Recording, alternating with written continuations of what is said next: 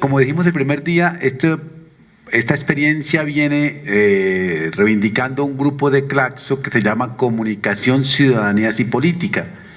Y es cómo juntar, y la palabra que está en la mitad es comunicación, que es lo que conecta políticas con ciudadanías. Como les dijimos el primer día, la primera ponencia que fue la mía, pues fue un poquitico más de poner el contexto, desde dónde pensar en estos tiempos de nuevas ciudadanías, lo que está pasando. Y hay dos matrices que cruzan este grupo, que iluminan la reflexión del grupo, que son las epistemologías del barro, que trabajó al día de ayer Florencia Santud, y las epistemologías del buen vivir o del sur, que trabaja Francisco Sierra. Entonces, en ese sentido, la última conferencia va a tratar de acotar ese tema, que es el que nos interesa. Va a presentar a Francisco, pues ya lo han presentado aquí varias veces. Simplemente yo lo voy a presentar como un amigo y lo voy a presentar desde donde me parece que es el lugar más significativo en este momento de lo que está haciendo, que es ser director de CIESPAL. ¿Y por qué me parece que es lo más significativo decir que ser director de CIESPAL es lo más importante en este punto? Porque CIESPAL fue en los años 70 y 80 el lugar del pensamiento de la comunicación de América Latina. Se había desvanecido, debilitado y como que no había vuelto a tener esa vigencia latinoamericana.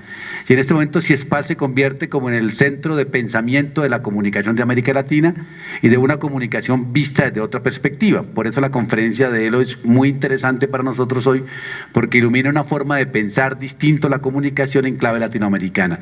Entonces me parece que es importante lo que está haciendo Francisco aquí en CIESPAL, de la reinvención de CIESPAL, pero también en una perspectiva de reinvención de la comunicación.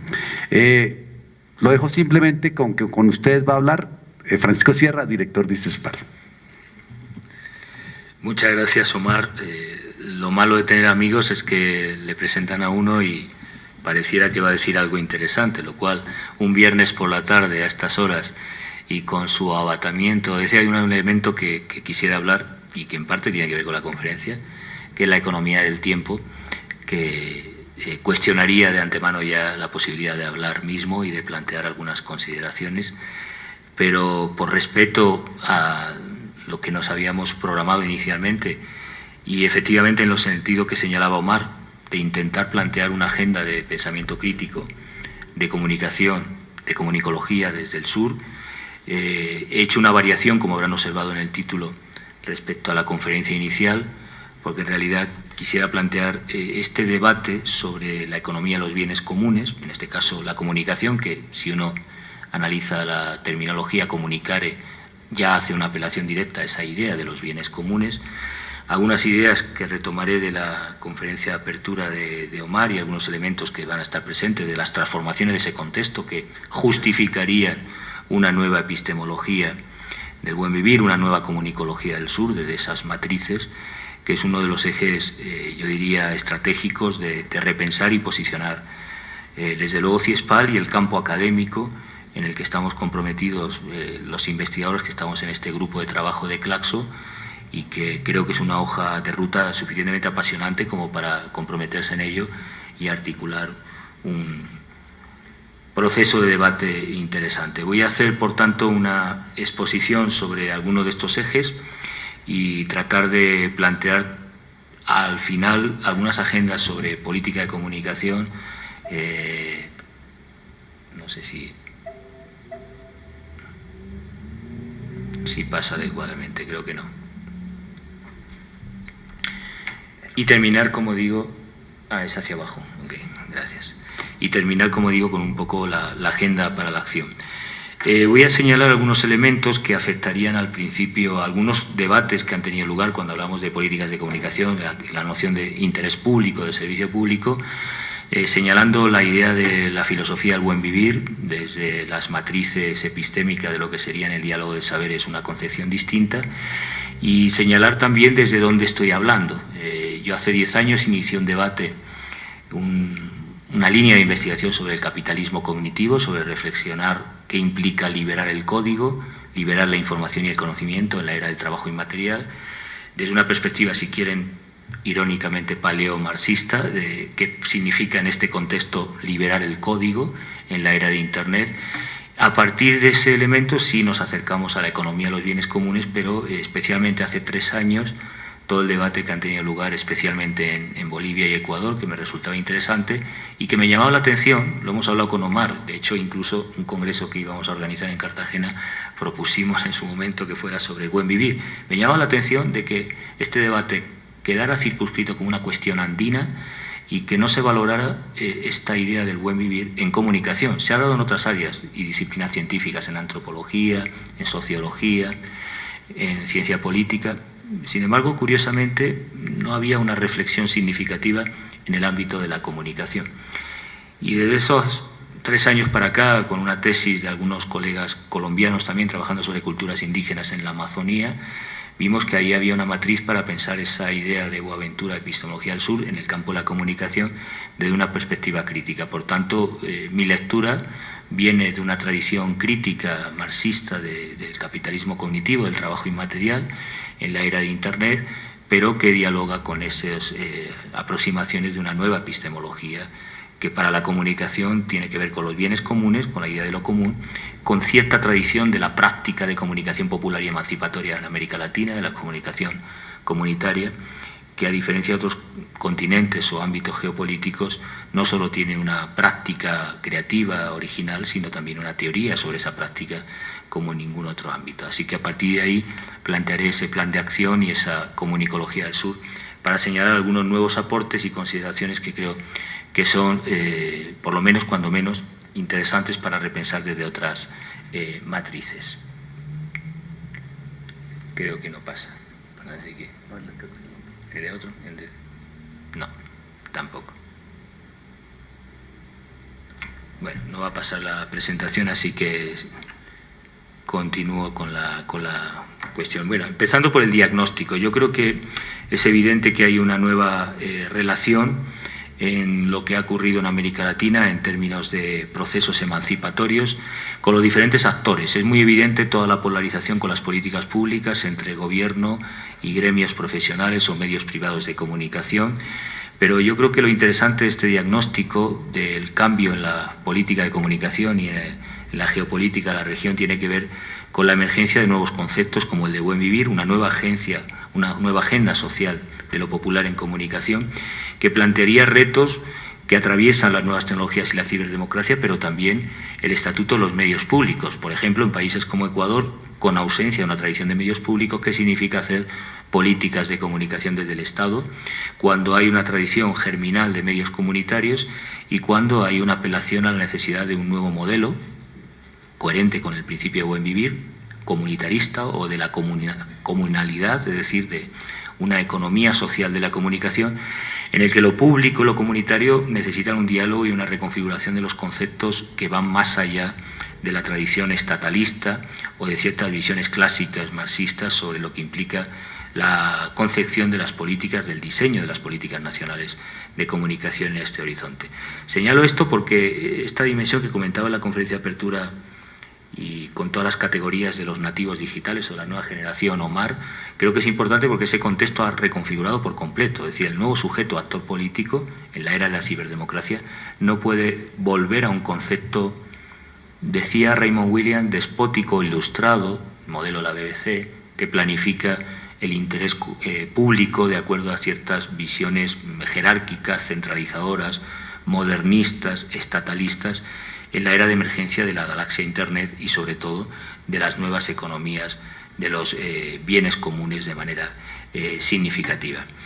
Y aquí sí creo que hay un cambio con lo que sería el modelo tradicional de lo que históricamente se ha dado en otros continentes, que eran referencia hace décadas en políticas de comunicación. El modelo de la Unión Europea de servicio público, tan citado y referenciado, era un sistema básicamente monopolizado por el Estado y, sin embargo, hoy tenemos todo lo contrario. Mientras que en la Unión Europea vamos de un sistema mixto a un sistema claramente mercantil, en el que el sector público es marginal o periférico, en América Latina asistimos a todo lo contrario, de un sistema básicamente o fundamentalmente mercantil a un sistema mixto. En muchos de los países de UNASUR justamente se dan esas condiciones .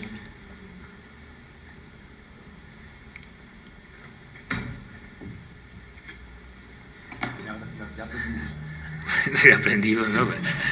O tiene las huellas digitales registrar. Ese es el bajo. No sé. Bueno. Hacíamos ese contexto de un cambio de desplazamiento, mientras en América Latina vamos a un sistema mixto, con una historia de la comunicación mercantilizada, de predominio casi absoluto comercial, a un modelo en el que por las políticas públicas y de progreso que han tenido lugar en el continente, pues hay cambios importantes, pero esos cambios se dan en una situación de, digamos, desacoplamiento temporal, porque se da en un contexto de globalización y de revolución tecnológica que primero implica un cambio cultural. No voy a insistir mucho porque en la conferencia de apertura se señaló, los hábitos de consumo de los usuarios, de los ciudadanos mediáticos, de la ciudadanía, son muy diferentes. Cómo construir lo público desde los nuevos medios que emergen, desde ese sector público que es apenas incipiente en los países, en un mercado hiperconcentrado, una concentración vertical, cruzada e internacional, global, como nunca antes. Si en 1980 el informe McBride advertía de una gravísima hiperconcentración, hoy día esa situación diríamos que es extrema y por tanto la participación del poder público es mínimo. A mí a veces me hace gracia debates como el de Ecuador, del control de medios por el Estado. Bueno, si uno analiza la estructura real de la información, el sector público es minoritario frente al sector privado y ese elemento plantea muchos problemas por esa, digamos, decalage temporal entre lo que serían las políticas que se están impulsando y la estructura real de la comunicación, que es global, que está hiperconcentrada y que además, si añadimos el factor de las telecomunicaciones que está determinando el futuro de la industria periodística con predominio del capital financiero, tenemos un escenario mucho más complejo. Y no vale ya analizarlo en clave de Estado-Nación. Yo en ULEPIC hace muchos años he insistido que no tenemos que centrarnos en las políticas nacionales, sino en la dimensión supranacional y en el papel del capital financiero sobre el dominio a través de las telecomunicaciones de la industria periodística. En ese ámbito, claramente, el diagnóstico sería de pérdida de influencia del Estado, de la construcción del dominio público, pese a que hay políticas en países como Ecuador, Argentina, Venezuela, Bolivia, en el que el sector público empieza a tener un papel de reconstrucción de la esfera mediática, de la esfera pública, de manera predominante. Claro, en ese escenario habría que plantear, antes de entrar en los principios normativos de lo que yo entiendo, bueno, decía que cuando hablamos de epistemología del buen vivir, de comunicología del sur, creo que lo primero habría que discutir el concepto de lo público. Claro, un concepto habermasiano de lo público, que es una visión estática, que es una visión, yo diría, casi clasista y racista, en cierto sentido, es una visión excluyente, pero sobre todo me importa la idea estática de lo que es lo público si hablamos de ciudadanía mediática. Y había una diferenciación que me parecería muy pertinente en estos momentos de Hannah Arendt, que entiende lo público no como lo estatal, que el predominio que ha habido cuando hablamos de servicio público, ¿no? Es una cuestión de medios del Estado y por tanto habría que distinguir, cuando hablamos de lo público, entre forma-Estado, y hay diferentes formas de Estado a nivel nacional, y el papel de la sociedad civil. Lo público puede ser entendido, especialmente si lo planteamos desde ese debate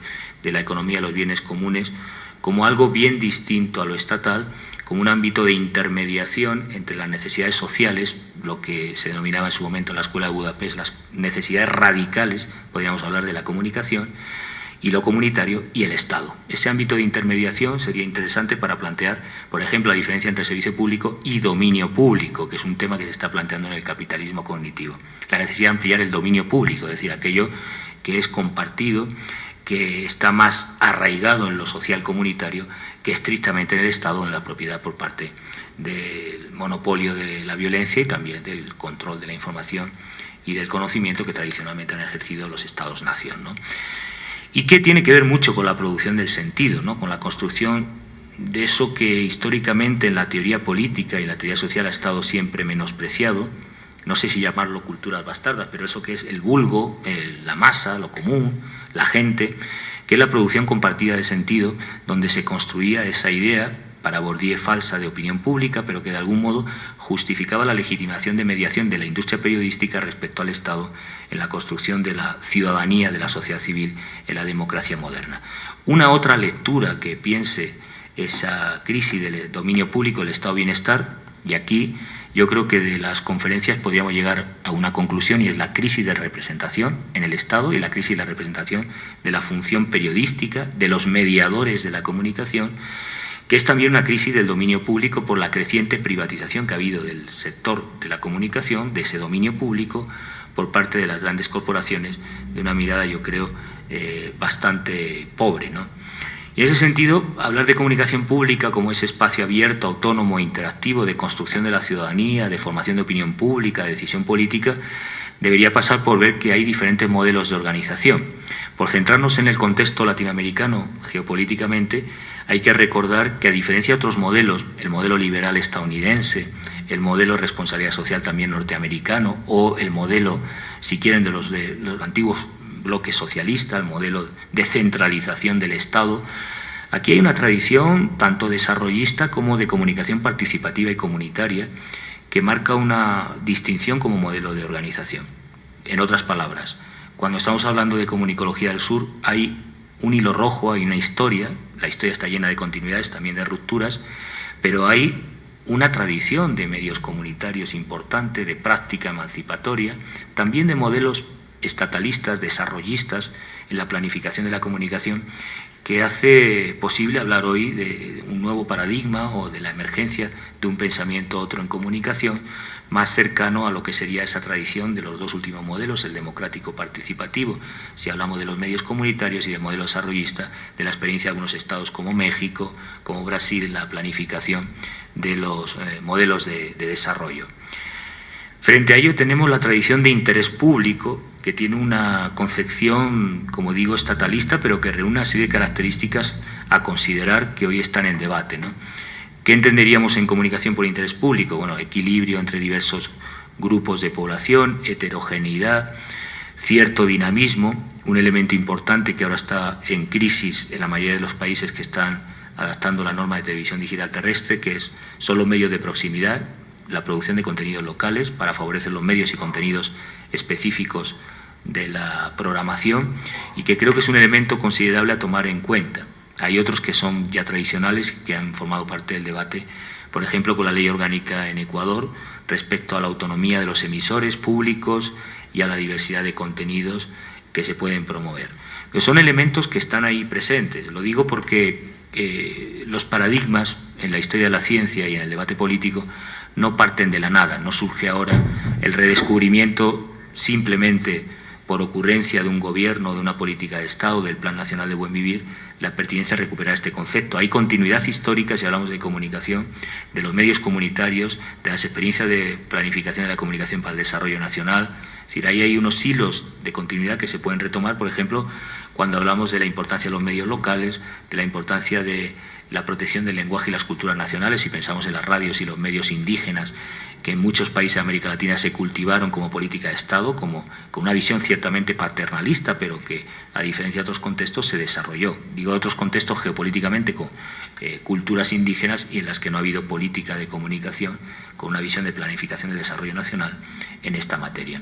Por tanto, contraponer, es cierto, ahora estábamos con un texto que vamos a presentar aquí en CIESPAL muy interesante, Cristian Laval, sobre lo común, sobre la teoría y antecedentes de la genealogía del concepto de lo común, y en el que se plantea, en esa interpretación filosófica, que lo común es lo contrario a esa visión estatalista y lo contrario al concepto, si habláramos de comunicación de servicio e interés público. Yo no lo veo así. Yo creo que hay hilos de continuidad significativos para poder repensar hoy cómo podemos configurar una comunicación otra en la práctica y, desde luego, conceptualmente en la teoría, que creo que es lo importante, ¿no? Y en ese sentido quisiera centrarme un poco en esa idea que podría ser el concepto de intermediación, que es el concepto de dominio público, y que implica varias cosas. Primero, no confundir lo público con el dominio o control estatal de los medios de comunicación. Y aquí, bueno, pues hay una disputa dentro de la perspectiva crítica de aquellos que entienden que hablar de políticas de comunicación solo pasa por la centralidad del Estado, o la posibilidad de repensar otras relaciones del Estado con la sociedad civil en la gestión de ese dominio público de la comunicación. Yo cada vez soy más firme defensor, puesto que hemos venido trabajando muchos años sobre comunicación local, de la importancia de fórmulas de gestión y control social de la comunicación. Hablaba antes, al principio, de que enfocar la epistemología y comunicología del sur como un reto de la economía de los bienes comunes en la era del trabajo inmaterial significa pensar la economía social de la comunicación y, lógicamente, en coherencia, la importancia de pensar fórmulas para el control social de la comunicación. Y aquí partimos de 3 límites importantes históricamente. Primero, no ha habido tradición de políticas concretas, efectivas de los estados en comunicación. Normalmente la norma ha sido la inhibición o la omisión de este dominio en la práctica. Segundo, tampoco la teoría sobre las políticas de comunicación se ha venido desarrollando sistemáticamente. Hay poca teoría. Hace algunas décadas alguien tan poco sospechoso de pensamiento crítico como uno de los pioneros de la teoría de la comunicación hablaba de ausencia de teoría normativa en materia de comunicación, y esa es una carencia objetiva. Y, en tercer lugar, nuestro imaginario está colonizado y, por mucho que queramos, en esa visión occidental, pensamos los medios y las mediaciones como una cuestión privativa, de consumo doméstico, de ocio, tiempo libre, es decir, como un ámbito ajeno a la dimensión política, a la dimensión ciudadana de la comunicación. Por eso la necesidad no de enfrentar a ese modelo un proceso estatal que llevaría a una visión polarizada ajena a la propia experiencia de los sujetos y ciudadanos mediáticos, sino la necesidad de buscar fórmulas de autogestión y de control social de la comunicación que reafirmen el dominio público de manera estratégica. Primero, empezando porque el capitalismo ha sido mudado. Cuando hablamos de capitalismo cognitivo es porque ha habido una transformación.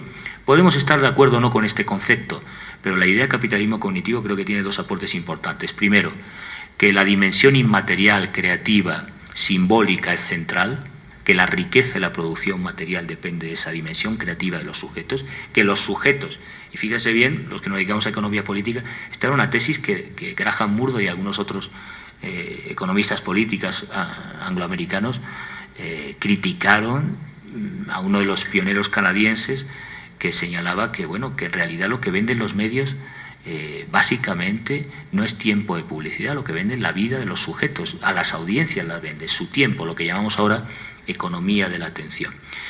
Y hoy recuperamos el reconocimiento de que la dimensión subjetiva, creativa, ya no en la cadena de montaje, los círculos de calidad, los modelos postfordistas, tayotistas de producción, esa capacidad de creación, de habla, de innovación social de la ciudadanía es el principal factor de riqueza. Por tanto, hay un cambio en los modelos de gobernanza del capitalismo. En ese capitalismo cognitivo, la dimensión inmaterial está apelando al factor productivo que tienen los actores y reconociendo otros elementos que las políticas de Estado-Nación no habían reconocido tradicionalmente, por lo menos si hablamos del concepto de servicio público en política de comunicación, en el modelo europeo, que es la diversidad de actores.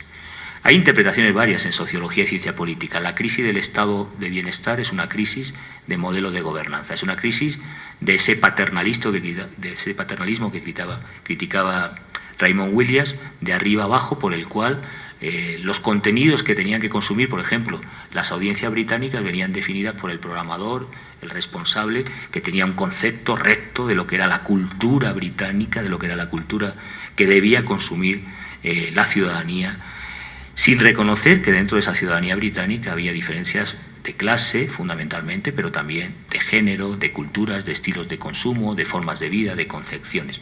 Ese modelo despótico ilustrado de servicio público, hay algunas interpretaciones que entienden que es el que ha entrado en crisis, otros hacen una interpretación estrictamente económica o economicista, crisis del neoliberalismo, crisis de la hacienda pública, por tanto cuestionamiento del sector. Yo me inclino porque efectivamente hay una crisis de la hacienda pública y del servicio público de radio y televisión en Europa, y por eso se aprueban las licencias para los canales privados, por la presión también del capital privado en muchos de estos países europeos, pero también hay una crisis de gestión, de concepción de lo que es el servicio público y de esa capacidad, y aquí me gustaría reconocer un concepto importante que es el de la escucha activa de Freiriana, por la incapacidad de reconocer a la pluralidad de actores, a la diversidad de sensibilidades, de modos de vida, de estilos, que la televisión pública y que el servicio público audiovisual no reconocía en ese ámbito. Y aquí entramos, bueno, pues en muchos elementos que hoy se están manifestando de la necesidad de participación, de interlocución,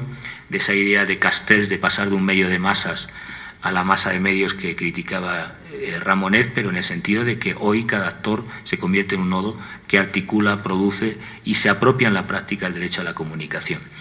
Y ha habido debates interesantes. A mí el que más me interesa especialmente para plantear una comunicología del sur es justamente la idea de economía de los bienes comunes, teorizar esta idea de lo común, en el sentido de nuevos modelos de democracia y de gobernanza de los medios de comunicación y de los procesos de desarrollo que están muy cercanos a esa idea del buen vivir y que implica, lógicamente, algunas otras ideas, ¿no?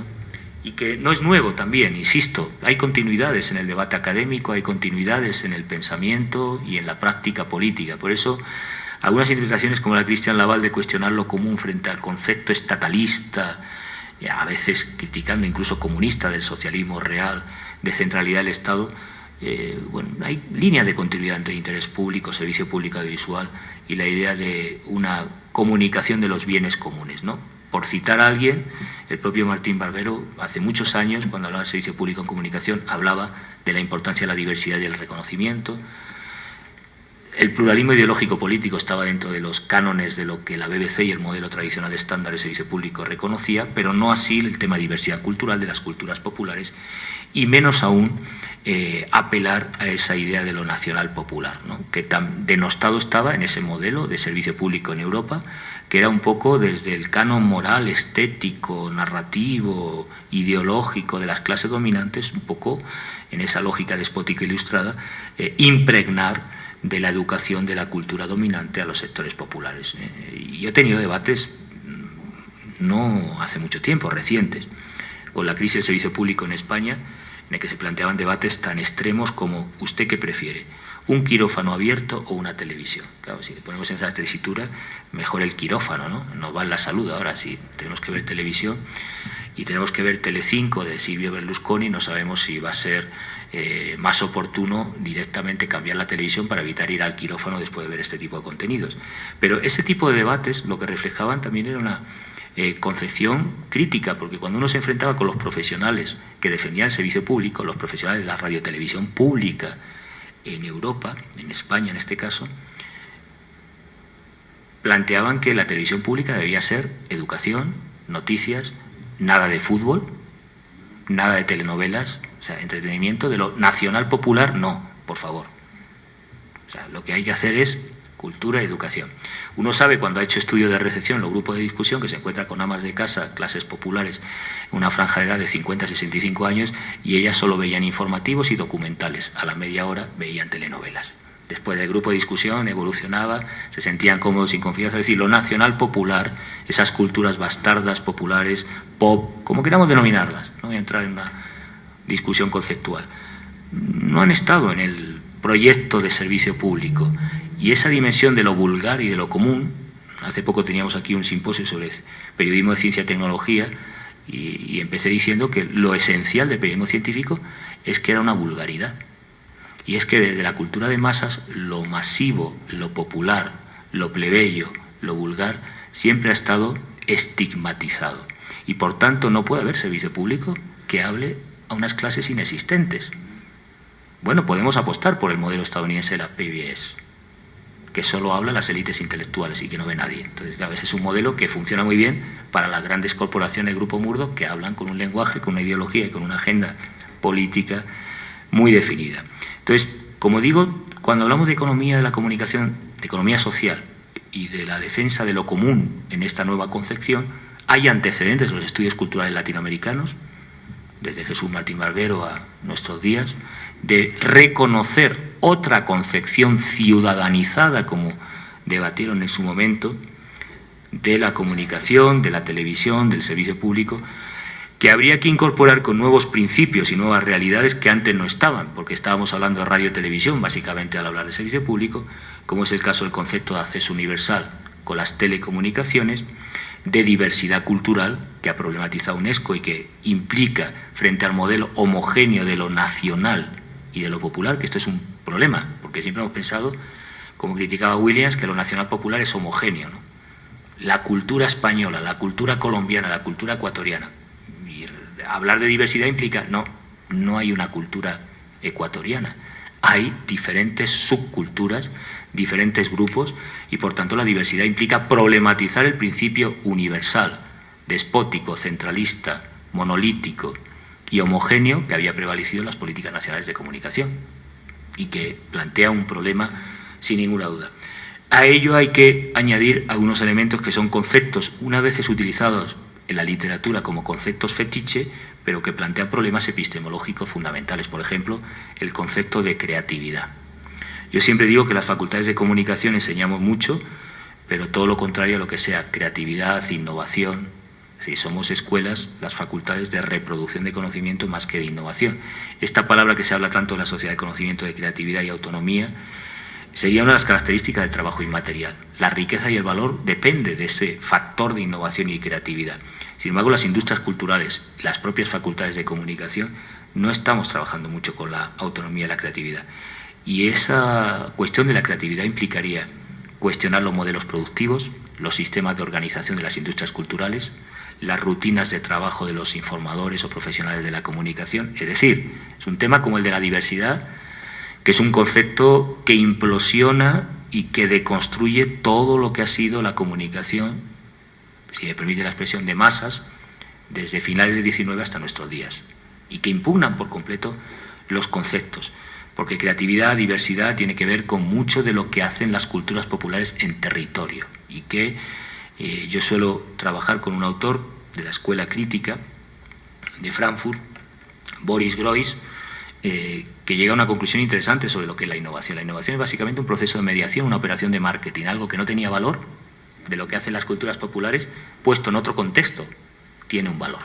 Es una operación básicamente de comunicación. Nuestras culturas populares tienen mucha diversidad, creatividad, innovación, pero no están en la agenda de los medios, ni mucho menos en la tradición estatal, clásica, monocéntrica que ha prevalecido en las políticas de servicio público tradicionalmente y que obligaría a recuperar esa comunalidad, esa riqueza, esa viveza que hay en las culturas subalternas desde ese punto de vista, ¿no?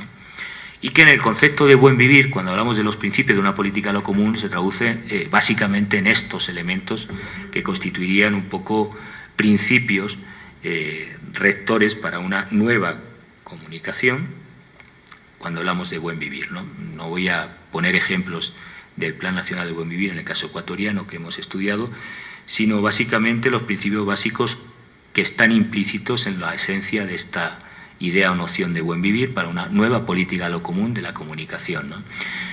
Quisiera aquí dar los créditos pertinentes porque he hablado de desde dónde escribo y de dónde pienso, pero también hay que señalar que han sido otros colegas los que han trabajado. Yo he trabajado mucho sobre capitalismo cognitivo, sobre buen vivir, hay pocos colegas que han trabajado, pero hay que reconocer que empezando por Karina Herrera, Luis Ramiro Beltrán, con esas formulaciones sobre las formas mesoamericanas, tradicionales, precolombinas de comunicación, iniciaron un sendero muy productivo en los últimos años, que mi colega boliviano Adalid Contreras ha tratado de teorizar, que es comunicación para el buen vivir. De la poca literatura que hay, ¿no? Paradójicamente, se ha prestado más atención en el norte que aquí, que es donde está la realidad práctica, vivencial de la comunicación para el buen vivir. Y que son principios, yo creo que muy importantes, ¿no? Que quisiera reseñar brevemente, ¿no? El principio de complementariedad, que nos llevaría a una visión en el que lo comunicacional y lo natural nos plantearía un reto importante, igual que el principio de una visión integral holística, que ya en los estudios culturales se planteaba para entender qué sucede más allá de la pantalla.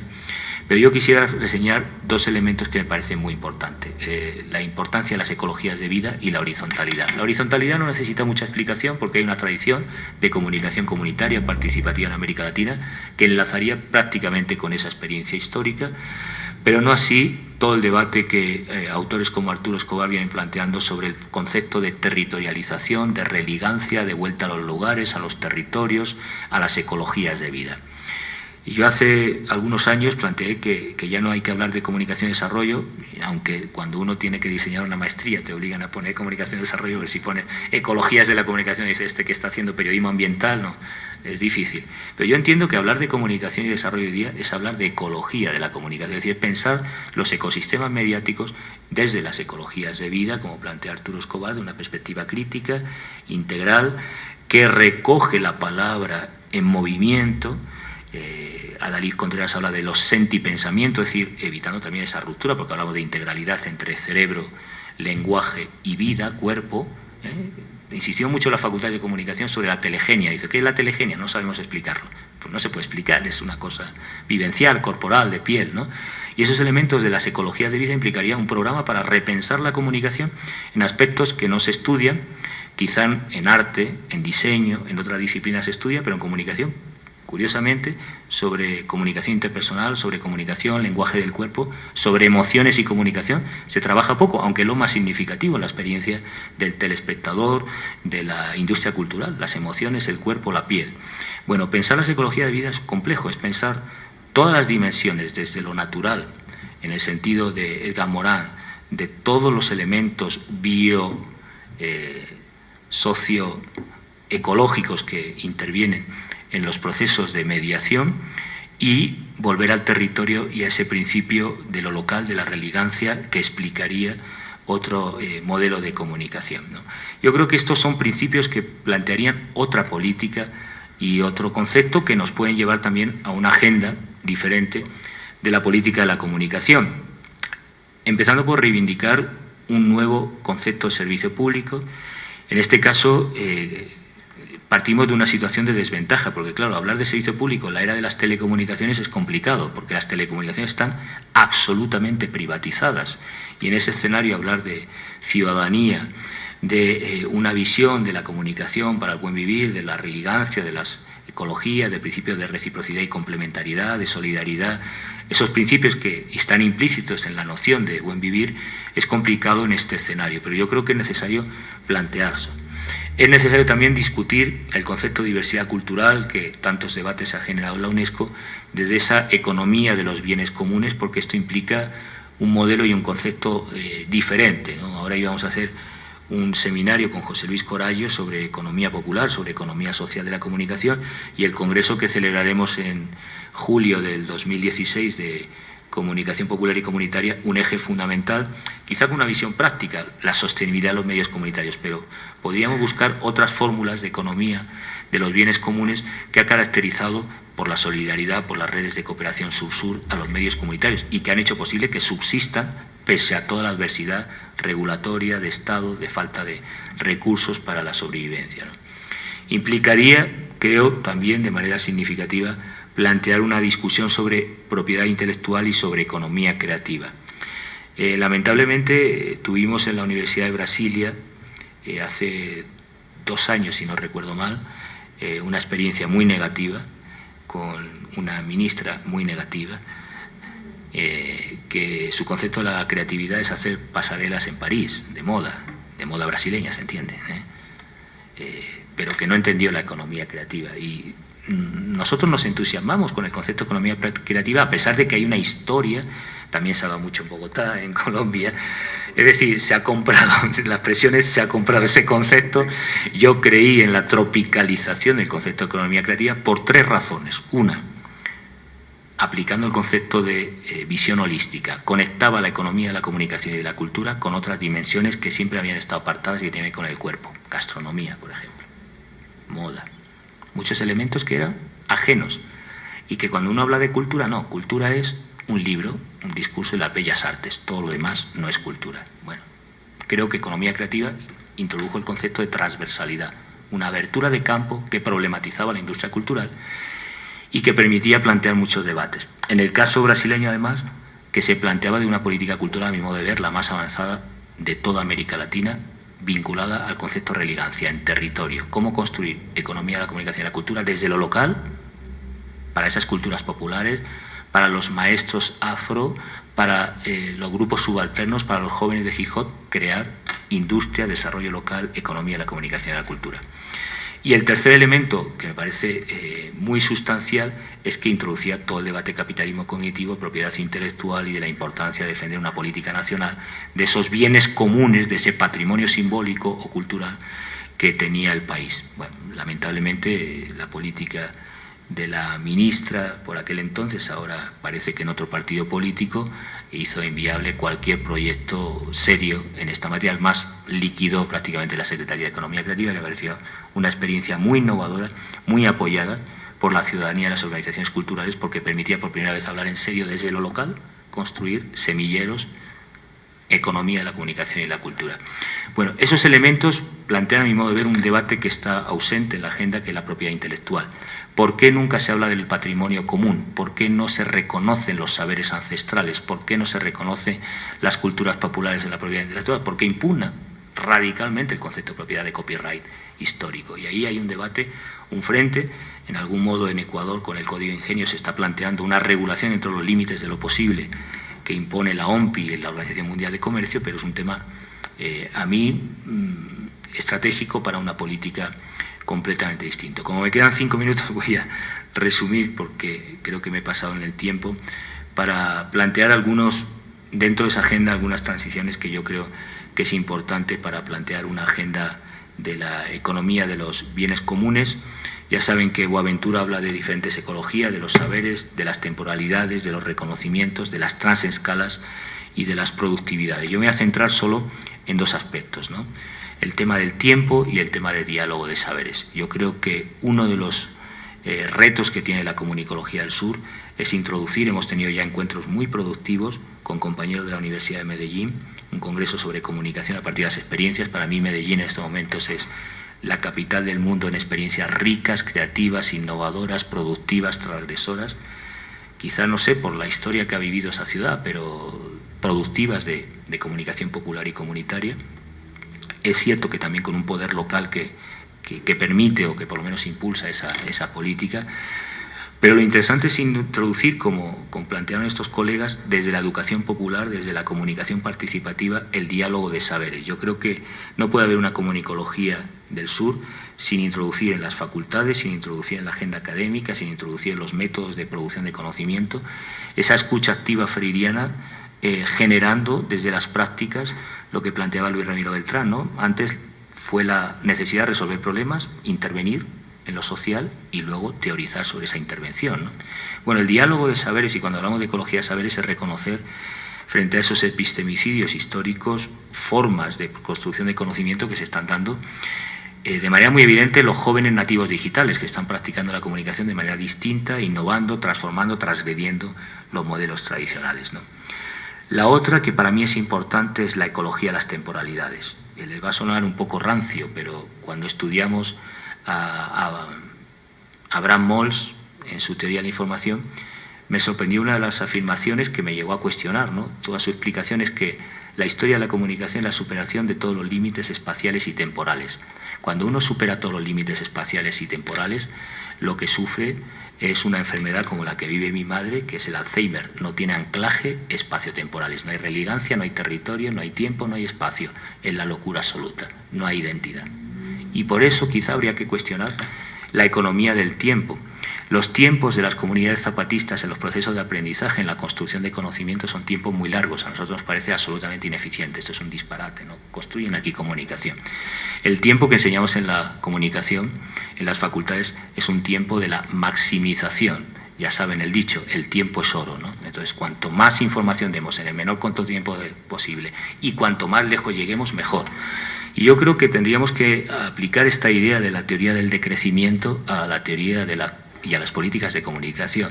Más medios, con mayor velocidad, con mayor capacidad de difusión, es peor comunicación, peor ecología cultural. Y quizá volver a las temporalidades, a una economía de los bienes comunes, a esa dimensión y relatos de la oralidad, de las tradiciones, de las culturas populares, a una economía del tiempo, si me permiten, porque no volver a cierta visión del pasado, ¿no? Naturalista. Digo del pasado porque ha habido muchos debates en ciencia política y sociales sobre este concepto de buen vivir. No se trata de volver a las comunidades primitivas, no se trata de ese concepto de mirar al pasado. Se trata de dialectizar y confrontar, como planteaba Benjamin, la tradición y la modernidad de manera productiva. Cuestionar esos procesos de aceleración de información y de la experiencia mediática con las formas y otros relatos. Y yo creo que el decrecimiento en términos de economía de los tiempos, en este caso la comunicación, es necesario replanteárselo, porque sin ello, evidentemente, lo que tenemos es el mal de Alzheimer, la falta de memoria, de identidad, de proyecto político, de desarrollo en esa perspectiva.